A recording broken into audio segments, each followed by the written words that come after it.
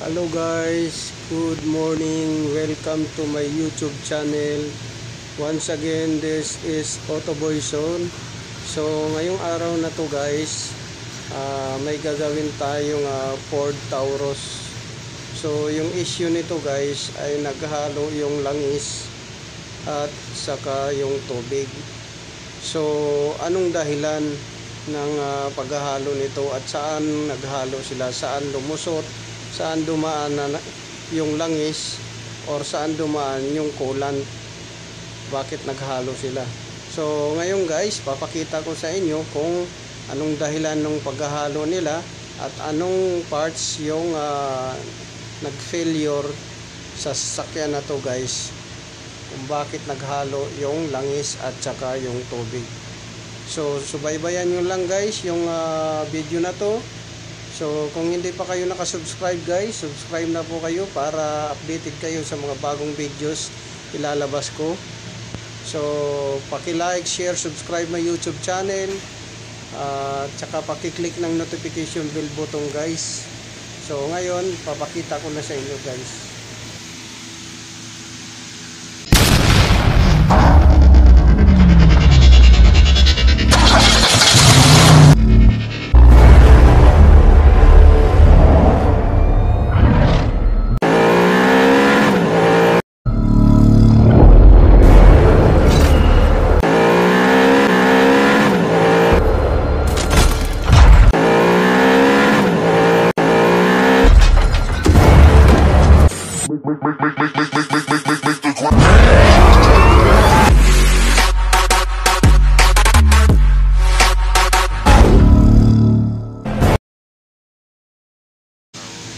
So Ford Taurus yan guys.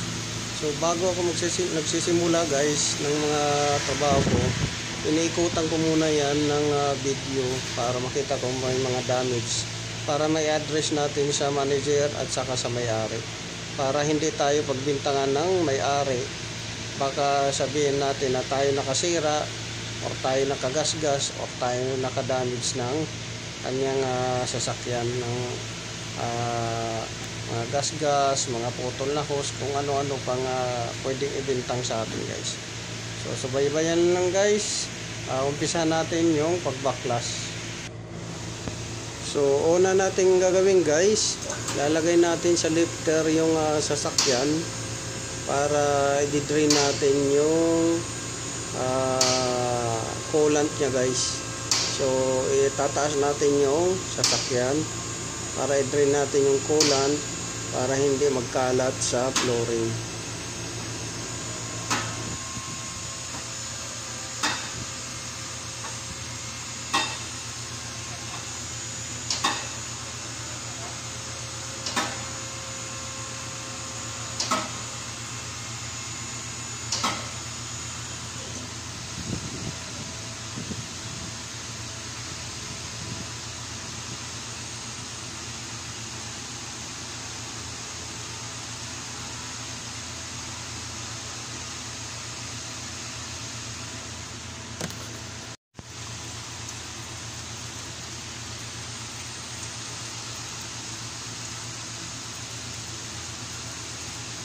So bubuksan nyo lang guys yung drain plug ng radiator coolant or yung radiator assembly para maalis yung tubig, para hindi magbasa yung pwesto natin, hindi tayo ma-slide or hindi masyadong madagta yung pwesto natin guys.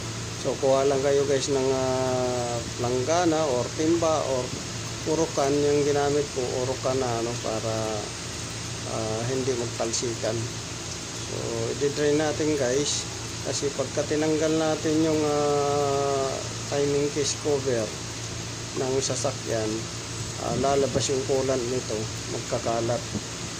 So i-drain muna natin para mabawasan siya, para hindi ganun karami.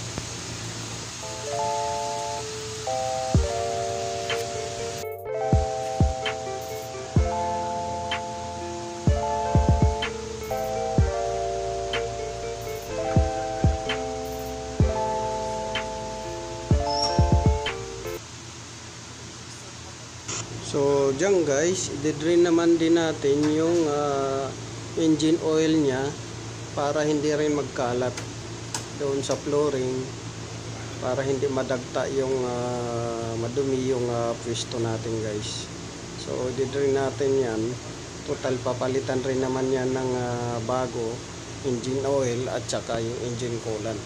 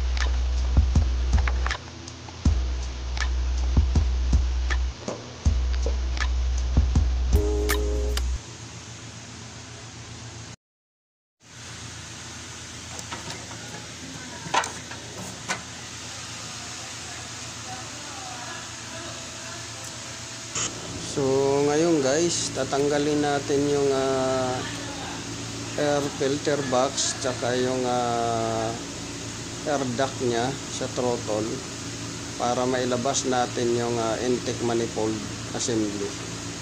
So pati na rin yung mga harness, mga hoses, tatanggalin natin guys paunti-unti para lumuwag guys. So sundan nyo lang guys yung video. Mamaya ilalapag ko yung camera ko doon sa sasakyan pagka naalis ko na yung mga ibang parts, kasi medyo may kasikipan yung makina guys, walang mapagpatungan guys.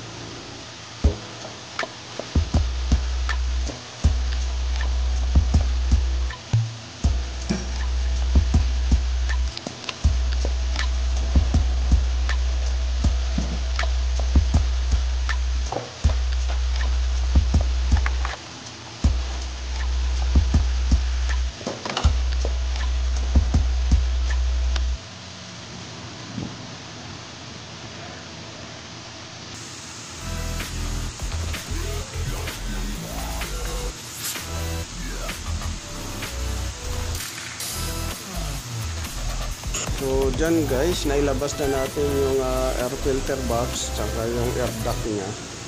So susunod natin yung mga harness tsaka mga hoses para mailabas natin yung intake manifold assembly.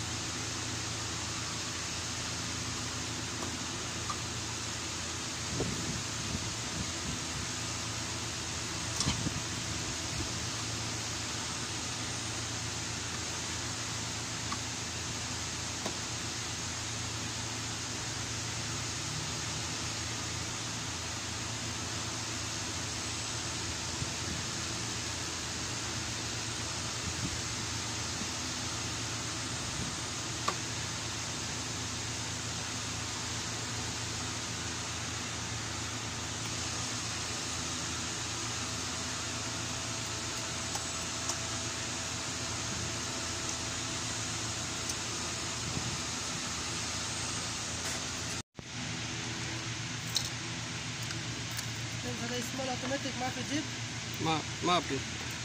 So ngayon guys, isa-isahin natin na pag-backlash yung harness, tapos yung ignition coil, yung mga connector, yung mga hoses, tatanggalin natin yan para mailabas natin yung valve cover, yung intake manifold assembly. So left and right yan guys, yung babaklasin natin intake manifold cover. So pati yung intake assembly. So sundan nyo lang guys yung video kung ano yung mga dapat baklasin para mailabas natin yung water pump. Kasi water pump yung parts failure nito guys, na isang dahilan kung bakit naghalo yung tubig at saka yung langis guys. So sundan nyo na guys yung video. Diyan tinatanggal na namin yung valve cover, matapos alisin namin yung intake manifold assembly. So yan guys, helper ko yan, kasama ko na ibang lahi. So pag wala siyang gawa, tumutulong siya sa akin. So pagka wala naman ako gawa, tinutulungan ko rin siya. So trainee yan siya dyan. Pero eventually gumagawa na rin yan siya ng sasakyan, pang under chassis, mga suspension, ganyan, at saka tune up. So natuto na rin siya sa pagmimekaniko.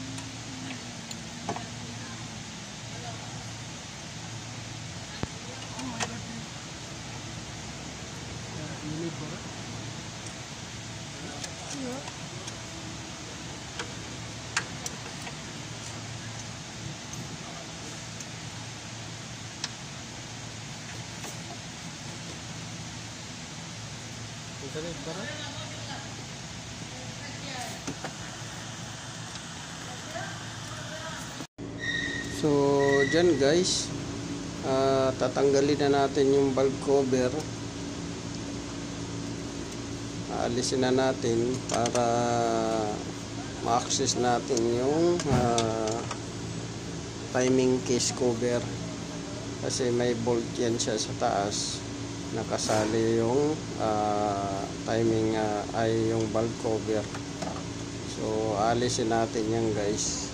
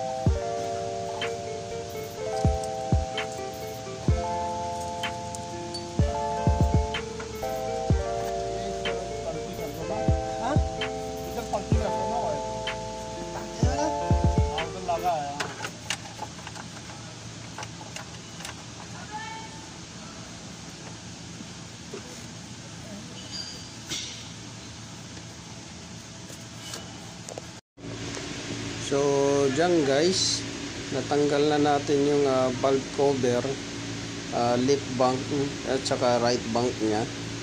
So naalis na natin pati yung intake manifold assembly. So yan yung valve train, nakikita na natin yung valve train, tapos yung timing chain nya. So yung timing chain cover, gas cover, yun yung alisin natin. So yan, makikita ninyo wala nang mga valve cover yan kabilaan. So isusunod natin yung valve cover guys. Este yung timing case cover yung isusunod natin kasi nailabas na natin yung valve cover.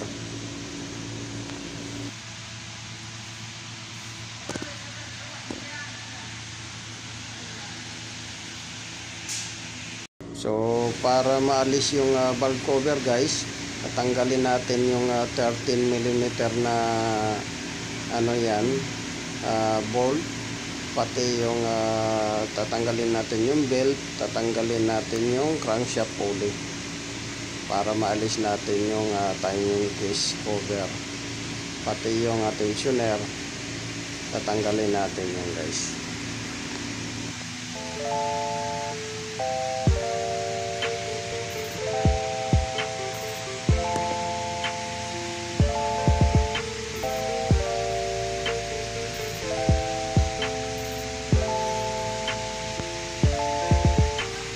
So sundan nyo lang guys yung part 2 nito at saka part 3 hanggang sa matapos natin yung job repair natin guys.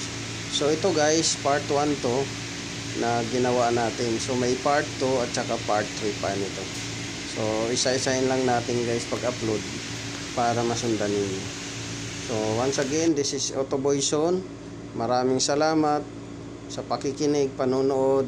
Paki-like, share, subscribe my YouTube channel at saka paki-click ng notification bell button guys.